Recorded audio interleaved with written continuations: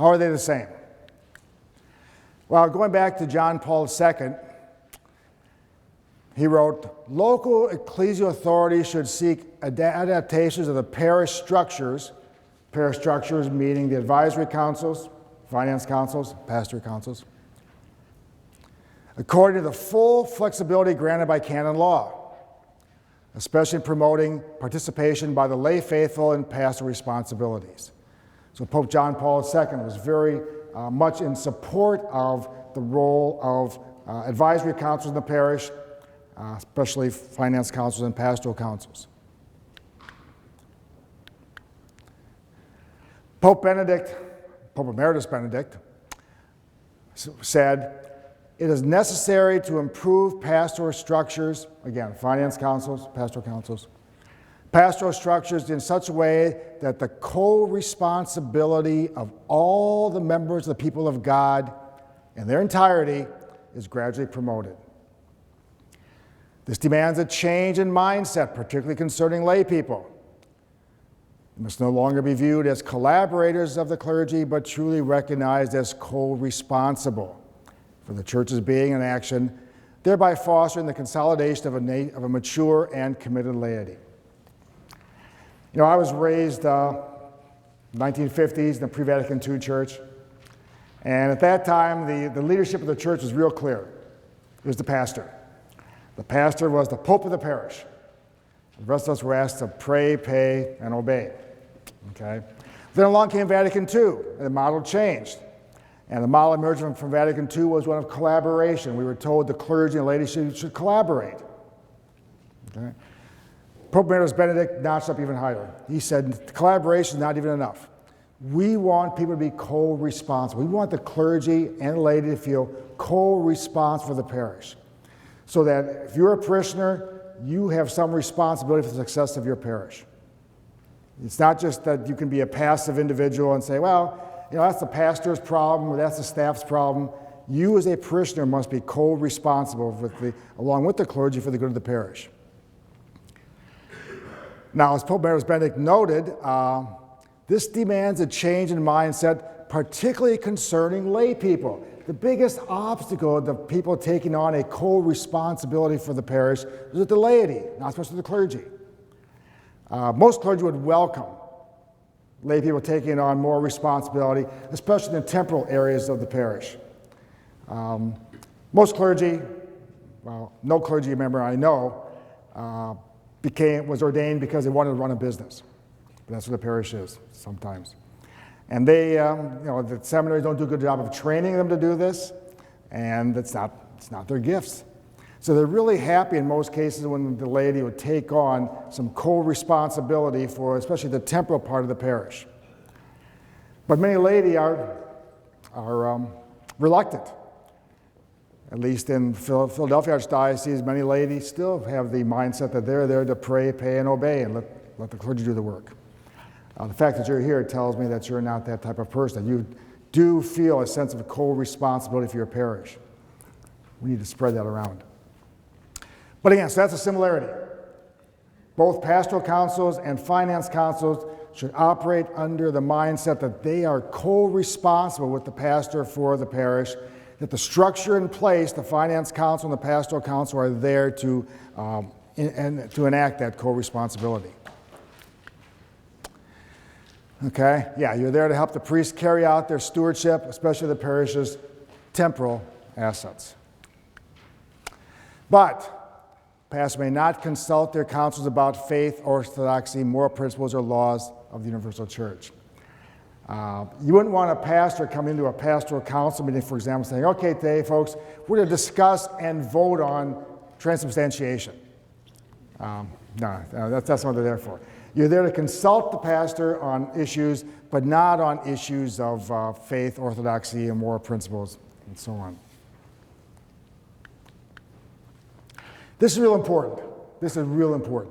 Neither the pastoral council nor the finance council supervise parish staff and ministries. The parish staff does not report to you. The individual ministries do not report to you.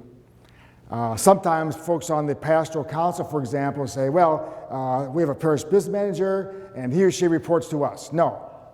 Everybody in the parish, the staff, the ministries, report directly to the pastor or to the pastor's designate, the way the pastor is set up. But they don't report to the council. I can't emphasize that enough because so many councils get bogged down trying to get involved in every little minutiae of the parish because they feel like they have to direct every ministry or in every staff member. That's clearly not the case. You are consultative to the pastor. The staff, ministries report to the pastor.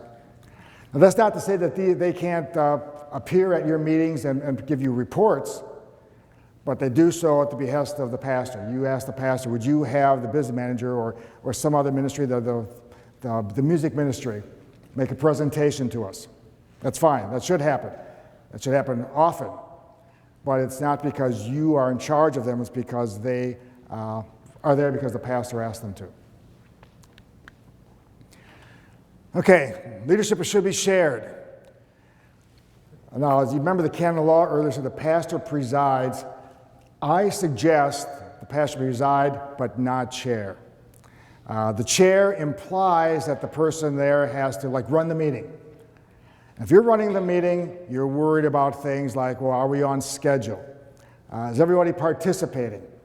Are we getting too far off track? You're worried about all those issues and maybe not paying full attention to the discussion. The pastor has to be in a position where he can take full participation in the meetings, listen to the discussion, speak his mind when he needs to, without getting involved in all these other issues. Now, my parish, I'm not a member of my pastoral council, but my pastor asked me to come and facilitate the meetings. So he presides, but I facilitate.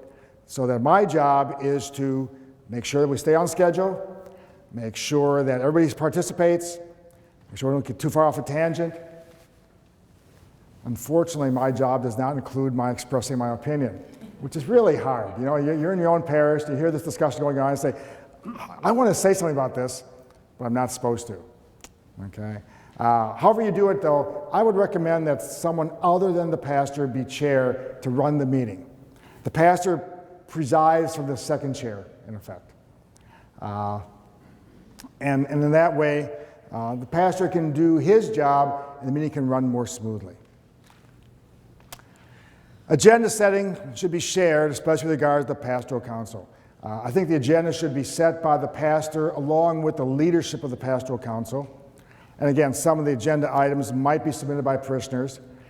But the pastor has some issues that he definitely wants the pastoral council to discuss, and they should be on the agenda.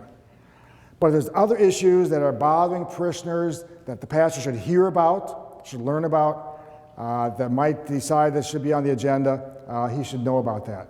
So the agenda should be decided not just by the pastor, but shared with the leadership. At the same time, though, if an issue comes up and the pastor says, oh, there's no way. No, I would never consider that. It doesn't belong on the agenda. Again, the council is there to advise the pastor. So, for example, if some parishioners decide, we want every Mass to be a guitar Mass. And the pastor might say, yeah, I'm not comfortable with that. No, I wouldn't even consider that. Well, if that's the case, then the pastor shouldn't put it on the agenda. If the pastor would never consider doing it, it shouldn't be on the agenda. But, again, parishioners should have the opportunity to bring things to the agenda for the pastor to consider. Every meeting, should involve prayer and faith sharing. And that's true for both pastoral councils and finance councils. My experience that pastoral councils are more inclined to do this, finance council is less inclined, but both groups should spend time on agenda setting and on faith sharing rather than prayer. Term limits. It's a good idea to have term limits. You don't want people sitting on either council forever.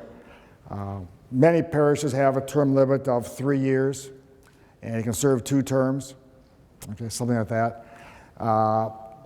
Some turn over all the members at the same time. Every member serves 1 3-year term, and then we turn them all over. I don't think that's a good idea, to tell you the truth. but some do that. But you should know, people should know going in what their term is. And you should be able to rotate so you get fresh ideas within the council. And that's true again for both pastoral councils and finance councils.